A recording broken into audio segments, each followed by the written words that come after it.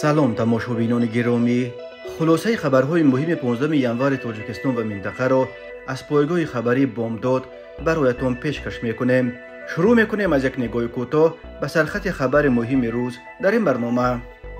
حزب نهضت اسلامی حکم 4 عضو خانواده یعقوبوف را سیاسی نامید و محکوم کرد. تفوق تاجیکستان و قرقیزستان بر سر باز 15 کیلومتر مرز. فرار قاچاقبر تاجیک با ماشین کارمندان گمرک فرودگاه ونوکووا. 2 صدمه سخت مهاجران تاجیک و ازبک در نیژنی نوفگورود و پنزه. دادگاه روسیه نکاح یک زن تاجیک با ساکن این کشور را قلبکی دانسته بیکار کرد. از غایه رشک دست و پای همسرش را بسته 34 کار زد. و اکنون تفصیلات خبرها. حزب فعلا در تاجیکستان ممنوع نهضت اسلامی روز 15 ینور سال 2024 در یک بیانیه حکم زندان خانواده یعقوبوف را که غایبانه صادر شده است همچون حکم خودسرانه سیاسی و ادامه سرکوب‌های دیگر اندیشان محکوم کرد. طوری قبلا گزارش شده بود دادگاه شهر خوجند ماه دکبر سال 2023 الهام جان یعقوبوف رهبر انجمن مهاجران آسیای مرکزی در اروپا و عضو پیمان ملی ائتلاف 4 سازمان اپوزیسیون تاجیک را به مدت طولانی محکوم به زندان کرد. برابر او پدر 80 سالش دادا جان یعقوبوف به 14 سال زندان، مادر 75 سالش اوچا جان یعقوبوف به 7 سال و خواهر 52 سالش منیره یعقوبوف به 5.5 سال زندان محکوم شدند. مقامات تا کنون رسما حکم این 4 عضو خانواده یعقوبوف را شرح ندادند، ولی حزب نهضت اسلامی تاجیکستان در اظهاراتش این حکم را مجازات دست جمعانه یک عائله به خاطر فعالیت‌های سیاسی یک نفر نامید و آن را مخالف به سرقانون تاجیکستان و قانون‌های بین المللی نامید. حزب نهضت با یادآوری از اینکه قبلا عضو ریاستش شمس‌الدین سعیدوف رئیس حزب نهضت اسلامی تاجیکستان محیدین کبیری را نیز غایبانه محکوم به زندان کرده بودند و گفت رهبریت کشور دادگاه‌ها را به وسیله سرکوب دیگراندیشی و تحکیم روند خودکامگی در کشور تبدیل داده است. حکومت از طریق دادگاه می‌خواهد مجازات دست جمعانه خانواده‌های مخالفین سیاسیش را پوشش قانونی بدهد. حزب نهضت از سازمان‌های بین المللی درخواست می‌کند که به این عمل مقامات تاجیکستان بی توجه نباشند و نگذارند که حکومت از دادگاه سوء استفاده نموده مجازات دست جمعانه نزدیکان مخالفین را به یک امر عادی تبدیل داده تمام ارزش‌های دموکراتی و انسانی را پایمال نماید. قبلا خبر داده شد که الهام جان یعقوبوف این حکم را سنگین نامیده گفته است پدر و مادر صلح خورده‌ام و خواهرم به فعالیت من هیچ ربطی ندارند، چرا باید به زندان محکوم شوند؟ یک برادرم در تاجیکستان مانده بود، چند مدت ناپدید بود. در سال 2018 درک یافتیم که فوت دیده است. با تلاش زیاد گورش را در آرامگاه نور اسلام در خوجند یافتیم، میگوید الهام جان یعقوبوف. دادگاه‌های تاجیکستان از سال 2017 به این طرف از تجربه محاکمه غایبانه افرادی که در خارج از کشور قرار دارند سر کردند. از حکم‌های پر سر و صدایی که دادگاه‌های تاجیکستان غایبانه صادر کردند، یکی از 15 سال حکم زندان یکی از سابقه‌داران حزب نهضت شمس‌الدین سعید است که هنوز سال 2018 صادر شده بود. سال 2019 دادگاه عالی تاجیکستان بازم در غیبش محیدین کبیری رئیس حزب نهضت را به حبس عمرباد محکوم کرد، ولی تا کنون این حکم خود را رسما نشر نکرده است. دادگاه عالی فعالیت حزب نهضت اسلامی تاجیکستان تشکل اعظم عمده اپوزیسیونی تاجیک را سال 2015 منع کرد. این حزب و اساساً در قلمرو اتحاد اروپا عمل می‌کند. روز 12 ینور سال 2024 رهبران ایالت‌های تاجیکستان و قرقیزستان در مذاکرات مرزی سیمومین یتیموف و قمچیبک توشیف در پی ملاقات نوبتیشان در شهر بادکند قرقیزستان اظهار داشتند که آنها به قرارهای مهم دست یافته باز 14 کیلومتر قطعه‌های باسی مرز بین تاجیکستان و قرقیزستان، مرز از همه مرکب و نزاع برانگیز در آسیای مرکزی را که در سالهای اخیر عرصه چندی مناقشه خونین مسلحانه با صدا کشته و زخمی شده است مشخص کردند. یتیموف در پی ملاقاتش با توشیف گفت ما مسائل اساسی اصولی را بررسی کردیم. چند نقطه حیاتاً مهم در بین بود. این وابسته به سمت‌های قلندو مقصد ارقه خست ورز است. پیرامون این مسئله ها ما به توافق اصولی نویل شدیم. ما پروتکل را تیار کردیم. همه جانب ها پوره راضی اند. ما قدم خیلی بزرگ به سوی پیش میگذاریم. قمچبک توشیف نیز از رسیدن به توافق اصولی در برخی قطعه‌های مرز خبر داد و گفت از جمله در مسئله دهه مقصد این 15 کیلومتر طول مرزی است. ما به توافق اصولی نویل شدیم و گروه‌های کاری باید اکنون این قطعه‌ها را علامت گذاری کنند. درباره اینکه این توافقات بر اساس چه گذشته‌های مشخص از جانب دو کشور به دست آمده است و مرز دو کشور در این قطعه‌های بحثی از کدام خط کشیده خواهد شد، نه یتیم و نه توشیف یگان جزئیات ندادند. خط مرز در منطقه‌های قلندو، مقصد، ارقه و رای خستیورز از همه بحث برانگیزترین قطعه‌های مرز تاجیکستان و قرقیزستان به شمار می روند.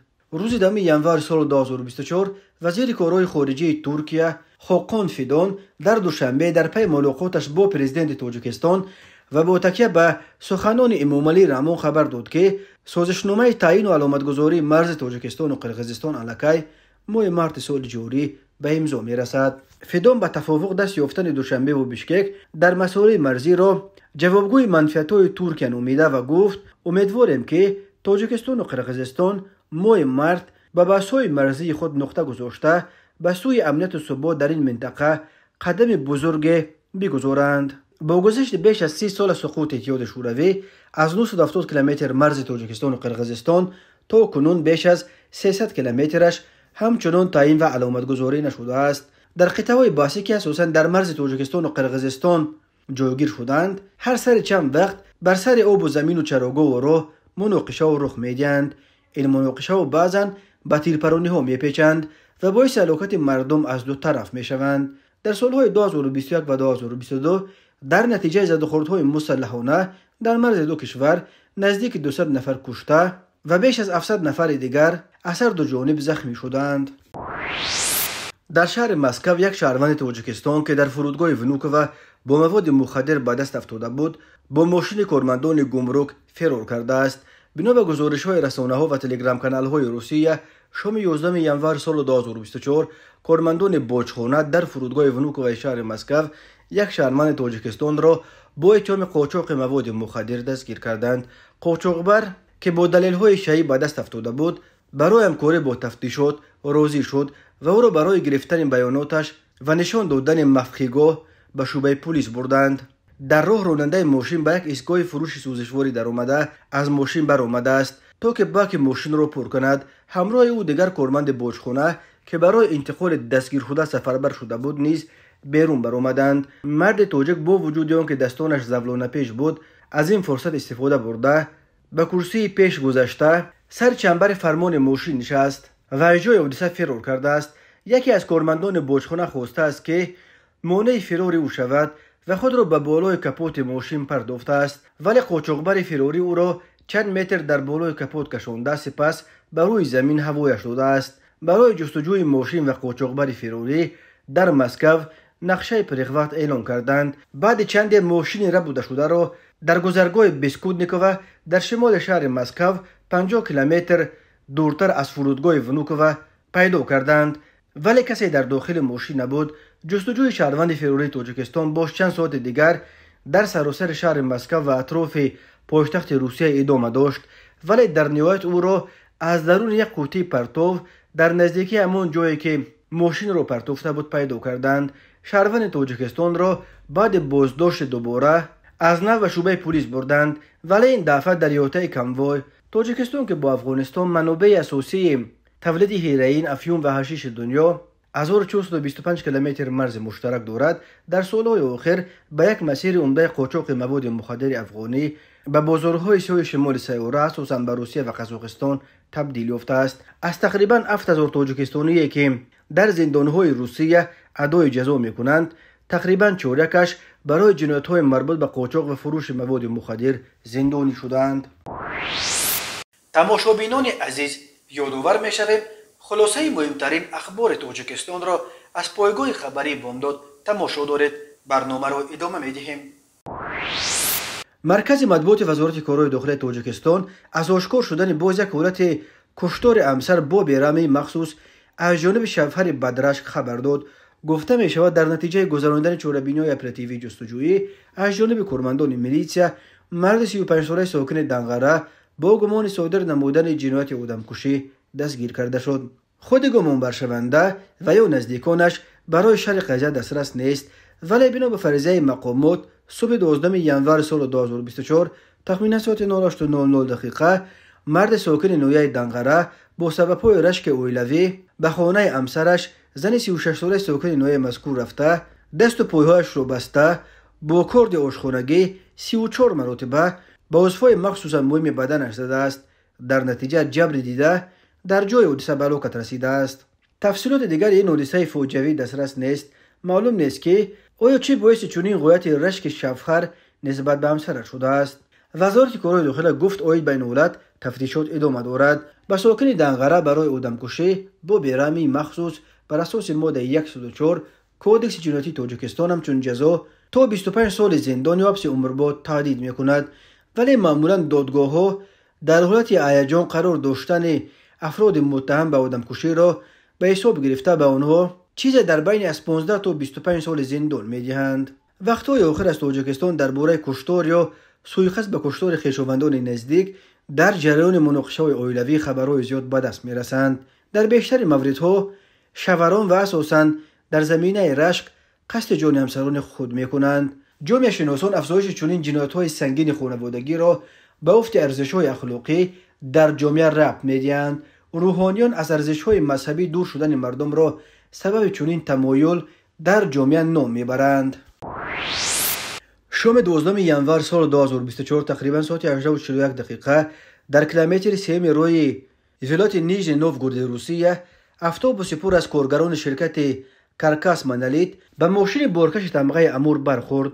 در نتیجه 2 نفر راننده فور و یک مسافر اتوبوس به هلاکت رسیده، 10 نفر دیگر جراحات گوناگون برداشتند. ناظران کار ولایت نیژنی نوگورود خبر دادند که همه مسافران اتوبوس شهروندان تاجیکستان بودند. و اما ظفر مومنوف رئیس جمعیت تاجیکان سازمان نیژنی نوگورود امید برای رادیوی آزادی گفت روز شنبه به بیمارخانه ولایت نیژنی نوگورود به نام سیماشکا که آسیب دیده های صدمه اخیر به آنجا انتقال داده شدن رفته از حال آنها خبر گرفت. به گفته او در میان مجروحان 3 شهروند تاجیکستان و 6 شهروند ازبکستان می باشند. مهاجران در بیمارستان به مومنوف گفتند که راننده اتوبوس آنها که شهروند روسیه بود در جای حادثه جان باخته است. سرایست کارهای داخلی ولایت گفت همه مسافران اتوبوس در روسیه بود و باش قانونی داشته در شرکت ساختمانی کارکاس منالیت با قراردادهای رسمی کار میکردند. این نهاد گفت که نسبت به راننده اتوبوس پرونده جنایتی گشودند.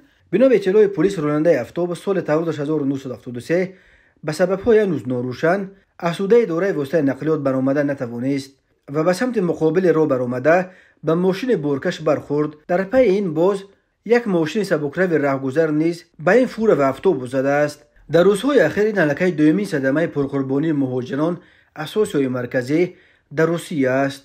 روز 11 ژانویه سال 2024 یک ماشین مسافرکشی تمغه چک با رقم‌های ازبکستان در حدود ناحیه نیژنی ولایت پنزه به سمت مقابل رو برآمده و ماشین بارکش تمغه ولوو برخورد.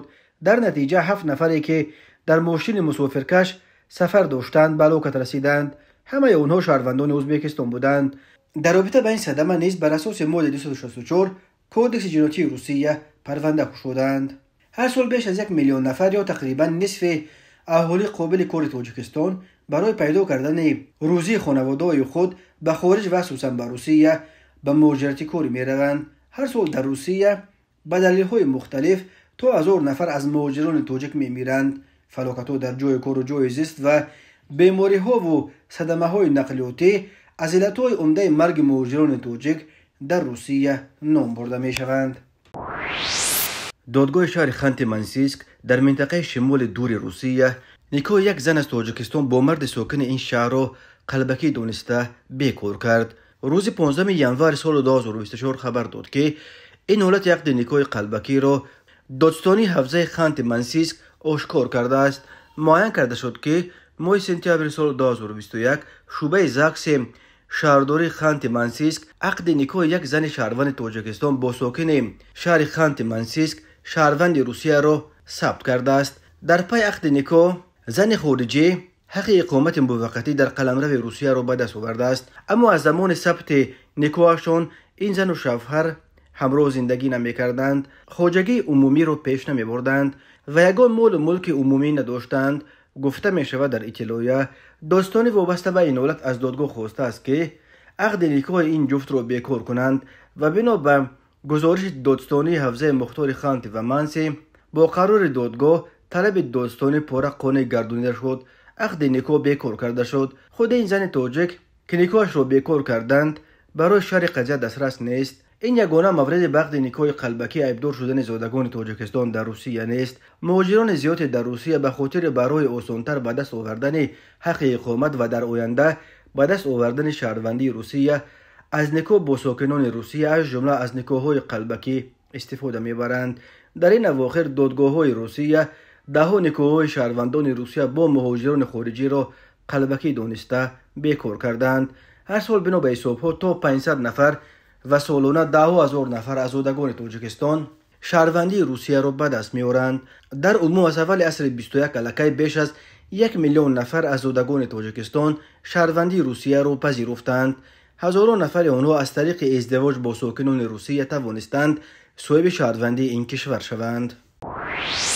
مرکز مطبوعات وزارت کارهای داخلی تاجیکستان خبر داد که روزهای 11 و 12 ینور سال 2024 در 3 صدمه در ناحیه رودکی دوستی و عینی 4 نفر جان باختند. از جمله شام 11 ینور سال 2024 تقریبا ساعت 18:00 دقیقه راننده واسطه نقلیات تمغه اوپل استرا قناعتوف قاسم جان سال تولدش 1978 ساکن شهر ایسار هنگام حرکت در شورای ماشینگرد دوشنبه ایسار در حدود ناحیه رودکی از حوزه دوره واسطه نقلیات نبرآمده پیاده‌گرد سید مرادوف رسول سال تولدش 1952 ساکن ناحیه رودکی را که می‌خواست راه را گذرد پخش نموده است. در نتیجه پیاده‌گرد سید مرادوف به سلامتی جراحت‌های جسمانی برداشته از جانب راننده در بیمارخانه بستری گردیده بعد چند وقت به هلاکت رسیده است. صبح 12 ینور سال 2024 تخمیناً ساعت 0:30 دقیقه راننده ماشین تمغه تویوتا کرولا نگمتو و گل رفتار سال تولدش 1980 ساکن ناحیه دوستی هنگام حرکت در حدود جماعت دیوت جیلیکول ناحیه مذکور از حوزه دوره وسطی نقلیات نبرآمده دوچرخه‌ران تمغه اسکوتر نابالغ رضایف یوسف جان سال تولدش 2009 ساکن ناحیه مذکور را پخش نموده است. در نتیجه رضایف با گرفتن جراحات گوناگون جسمانی در جای حادثه به هلاکت رسیده است. نیمه دوم روز 11 ینور سال 2024 تقریبا ساعت 14:30 دقیقه راننده ماشین بارکش تمغه شکمن رحمانوف فرزان سال تولدش 1985 ساکن ناحیه عینی هنگامی از سمت دیهه اسکندرکول به سمت دیهه دیجک ناحیه عینی حرکت نمودنش از حوزه دوره واسطه نقلیات نبرآمده در راه ماشینگرد زرافشان اسکندرکول در موضع سر کوپروک آسیاب در حدود جماعت دیوت فاندریای ناحیه عینی از بلندی 20 متر چپ شده است. در نتیجه راننده و مسافر ماشین علیموف ابرار سال تولدش 1986 ساکن ناحیه عینی جراحت‌های وزن جسمانی برداشته هر دو در جای حادثه به هلاکت رسیدند. وزارت کارهای داخلی گفت آید به این حادثه تحقیقات ادامه دارد. راه‌های تاجیکستان از لحاظ صدمه‌های مرگ و ورش پرخطر دانسته می‌شوند. هر سال بر اثر صدمه‌ها در راه‌های تاجیکستان تا 400 نفر به هلاکت رسیده بیش از 1200 تن دیگر معیوب می‌شوند. تماشابینان عزیز و گرامی، این بود مرور به خلاصه چند خبر مهم امروز تاجیکستان. خبر و گزارش‌های بیشتر از تاجیکستان و درباره تاجیکستان و اطراف آن را در سامانه پایگاه خبری بامداد در این نشانه پیگیری نمایید: www.bomdad.com. خوش باشید.